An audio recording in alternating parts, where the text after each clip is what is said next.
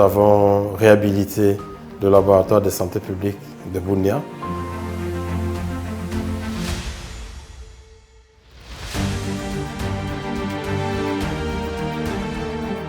C'est un laboratoire de type P2, réhabilité, équipé, le personnel formé, c'est au niveau de Bunia.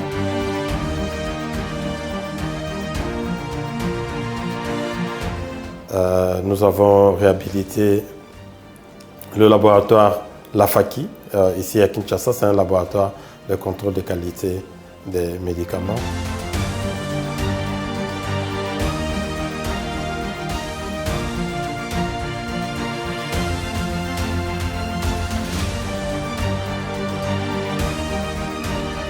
Je suis très contente du travail qui a été fait en termes de construction et réhabilitation des laboratoires. Et je pense que nous avons une opportunité de continuer à renforcer les compétences des laborantins au niveau décentralisé des provinces et des zones de santé par des formations, mais aussi de renforcer la maintenance de ces laboratoires. Donc je pense que ce sera fait en conjonction avec le ministère de la Santé, Hygiène et Prévoyance sociale, ainsi que l'UGPDSS. Nous avons eu une très bonne collaboration avec l'UGPDSS et avec le gouvernement. Et je pense que c'est important de continuer à travailler ensemble et de renforcer cette collaboration. Mais il y a 4 autres nouveaux laboratoires qui sont en cours de construction. Pour l'Équateur à Mbandaka, Kasai Central à Kananga, Chopo à Kisangani et puis Kwilu à Bandundu-Ville. Et il y a 3 autres qui vont commencer à être construits cette année.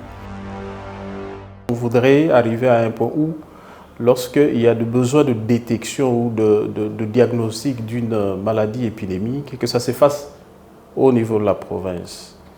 Et donc ça, c'est un grand apport. Lorsqu'on a des laboratoires tout proches, la détection devient facile, la prise en charge devient facile, la définition de stratégies pour mater l'épidémie devient facile. Quand on regarde les capacités du Joint External Evaluation, évaluation externe conjointe de l'OMS, la capacité en laboratoire était assez faible, mais a pu augmenter grâce aux interventions du projet REDIC.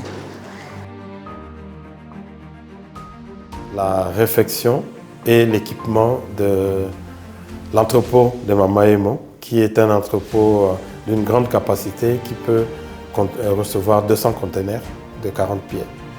Et ce dépôt était presque abandonné, mais maintenant il a été rénové et puis équipé.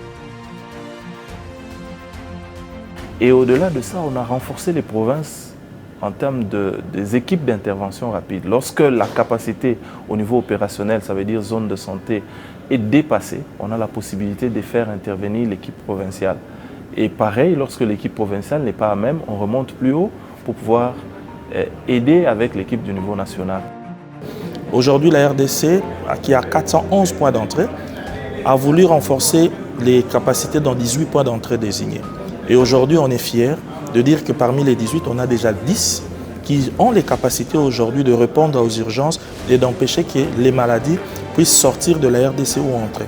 Et ça, c'est parmi les éléments que le projet a pu renforcer durant les 5 dernières années.